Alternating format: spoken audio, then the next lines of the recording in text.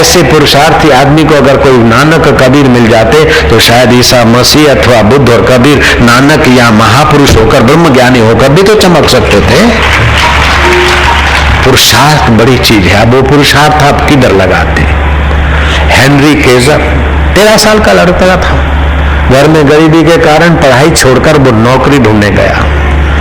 लोगों ने कहा चल रे, इतना छोटा छोरा नौकरी गो गई। दूसरी फैक्ट्री में गया, उसने कहा गो आउट, गेट आउट। तीसरी जगह गया, नहीं। उस बच्चे ने गांठ बांधी, मैं लाचार हूं और मुझे नौकरी नहीं मिल रही है, लेकिन मैं ऐसा बनूंगा कि 1-2 लाचार को नहीं, 10-20 लाचारों को नहीं, हजारों लाचारों को मैं नौकरी धंधा दूंगा। उसने गांठ मान ली हेनरी केजर ने। उस बात को रिपीट करता रहा और काम धंधा करते करते करते करते वो जब 85 साल का था, उस समय उसका औद्योगिक साम्राज्य 50 देशों में उसकी फैक्ट्रियां थी। 90,000 लोग उसके पास काम करते थे।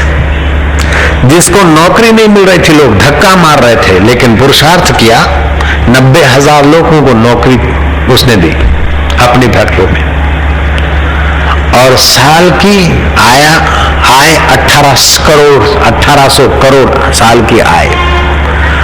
इस जीव में कितना छुपा है, बीज में कितने वृक्ष छुपे हैं, आप हम नहीं गिन सकते। ऐसे जीवात्मा में कितनी सारी शक्तियां छुपी है, आप हमको पता नहीं, लेकिन जिसको पता है उसकी बात मानकर चल पड़ो तो वे दिन दूर नहीं कि आपको उसका दीदार भी हो जाए। हेनरी केजर को पुरुषार्थ करके उद्योगपति बनने का जो होड़ लगा उसमें सफल हुआ, लेकिन ऐसे पुरुषार्थ करके ब्रह्मज्ञानी बनने की होड़ लग जाए तो हजारों हेनरी केजरों को जो नहीं मिला वो आपको मिल सकता, और आपके द्वारा लाखों लोगों को वो परम शांति मिल सकती है। आप ऐसे महान संत भी हो सकते हैं। गरीब लड़का मिस्टर लिप्टन, नौकर चाहिए, नौकर होटल में गया। होटल वाले ने कहा क्या नौकरी? तो ग्राहकी नहीं है, कितना पगार लेगा? भूख प्यास लगी, नाश्ता कर लो। बोले नहीं नाश्ता नहीं करूंगा, अभी जहाज आया, मैं पैसेंजर ले आता हूँ, फिर पगार की बात करते हैं। बोले यहाँ मेरी दूर होटल है, पैसेंजर आते ही नहीं। बोले वेट प्लीज। वो गया और 25 पैसेंजरों को पकड़ के ले आया, होटल में धर दिया, वहां नौकरी मिल गई। हाँ, लिप्टन ने महाराज पुरुषार्थ करते करते पैसे कमाए, फिर अपना बिजनेस किया, भारत में आया। लिप्टन चाय कंपनी अभी तक उसकी चल रही, लिप्टन की, मिस्टर लिप्टन की। वो दिन भी थे लिप्टन के जो जिसको नौकरी नहीं मिल रही थी, लोग धक्का मारते थे, और लिप्टन कंपनी चल रही चाय की। लेकिन इस बात पर मैं राजी नहीं हूं कि लिप्टन लड़के ने लिप्टन कंपनी चला दी। मैं तो कहता हूं सारी कंपनी, सारे उद्योग और सारे देवी देवताओं को जहां से सत्ता स्फूर्ति मिलती है, वो परमात्मा तुम्हारा आत्मा होकर बैठा है। उस रब को 3 मिनट के लिए जान लो तो 1000 करोड़ लिप्टनों को जो मिला, हेनरी केजरों को जो मिला, उससे भी ज्यादा आपको सहज में मिल सकता है। ऐसा भारत की संस्कृति का प्रसाद आपको खुले हाथ मिलता है।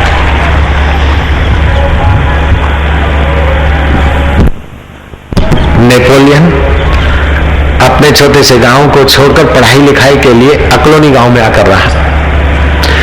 एक हजाम के घर रहता था और कॉलेज में जाता था। हजाम की औरत जवान थी, हजाम थोड़ा बूढ़ा था।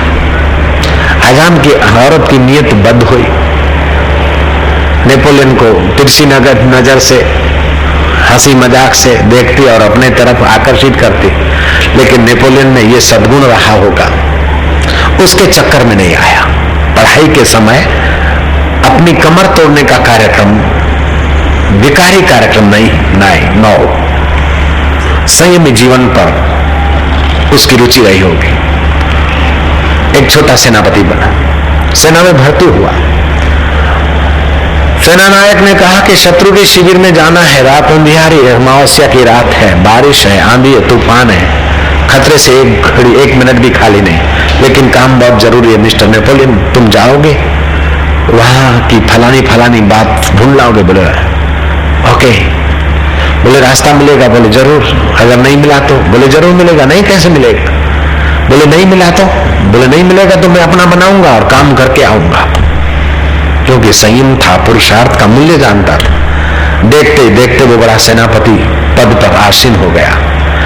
आप घर से यहाँ आए, रास्ते में कई दुकानें दिखी होगी, कई बोर्ड दिखे होंगे, कई गाड़ियां दिखी होगी, कई स्कूटर दिखे होंगे, कई टेम्पो दिखे होंगे, कई माइयां दिखी होगी, कई मावे दिखे होंगे, कई छोरे छोरियां दिखी होंगे, लेकिन सबके सब आपके दिल दिमाग में नहीं है। जिसके प्रति आपका प्रेम होगा उसकी थोड़ी याद रही होगी, जिसके प्रति आपका नफरत होगी उसको याद रही होगी, बाकी आप उदासीन होकर कईयों को लांघ कर आ गए।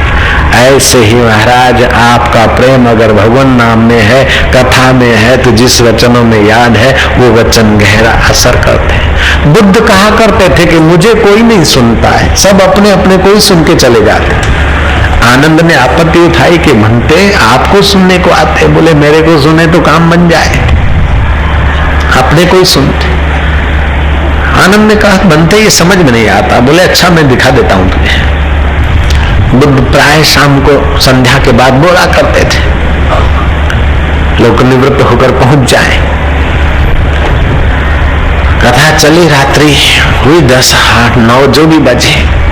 बुद्ध का स्वभाव था कि कथा के जब अंतिम क्षण आते तो बुद्ध कहते जाओ समय हो गया है, अपने अपने काम में लग जाओ, वक्त कीमती है, बीता हुआ वक्त वापस नहीं आता, जाओ जो वायदा किया है उसको निभाओ, अपने अपने काम का जो निश्चय किया है उसको पूरा करो, समय को बीतने न दो, एक एक क्षण का, एक एक पल का, एक एक कण का और एक एक क्षण का ख्याल रखो। जाओ हो गया सत्संग, जाओ अपने अपने काम में सतर्कता से लगो, सफल होना है।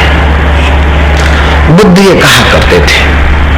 बुद्ध ये कहकर दूर बैठे हो, सत्संग में से वैसा पसार हो, बुलाया उसको, तुझे क्या अच्छा लगा? बोले भंते आप सचमुच में भगवान है। मैंने एक अमीर को वायदा दिया था और आपने कथा में कहा कि जो वायदा दिया है पूरा करो, जाओ। मैं मान गई कि आप सचमुच में भगवान है। दूसरा एक आदमी निकला, बोले तुमने कथा में क्या सुना? बोले बहुत बहुत बढ़िया बात लगी, अपने काम में कुशलता पूर्वक लगना चाहिए, सफल होना चाहिए। आज मुझे डाका डालना जाना था और आपने मुझे याद दिला दी। तीसरा भिक्षुक निकला, बुद्ध ने आनंद को संकेत करते हुए बोला कि बुलाओ उसको। भिक्षुक तुमको क्या जची बात?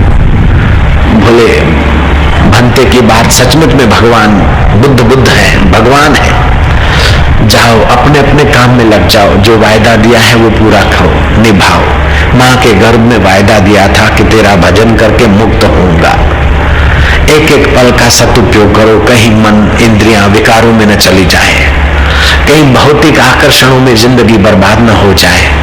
सावधानी से अपना काम पूरा करो, क्या पता मौत कब आ जाए। इसलिए भंते ने कहा सावधानी से रब की कमाई कर लो, वास्तव में भंते भगवान है। आनंद ने कहा जैसा आपका चित्त होता है, जैसी आपकी सोचने की दृष्टि होती है, ऐसा ही संत के प्रवचन का अर्थ भी लगाते।